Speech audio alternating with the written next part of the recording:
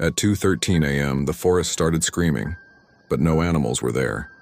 Deep in a remote forest, hikers have reported strange sounds for decades. Metallic echoes, distant whispers, and low vibrations that seem to come from underground. Scientists say some noises may be caused by trees rubbing together, shifting earth, or a phenomenon called forest acoustics, where sound travels farther and warps in dense woods. But that doesn't explain everything. One night, a camper recorded slow, rhythmic knocking like wood on wood, yet the trees stood perfectly still. The sound circled his tent, always just out of sight. When he finally stepped outside, the forest fell silent. No wind, no animals, nothing. In the morning, he found deep impressions in the soil around his tent, spaced too evenly to be footprints. Experts blamed erosion and falling branches. The recording, however, revealed something chilling at the end: faint breathing behind the knocks.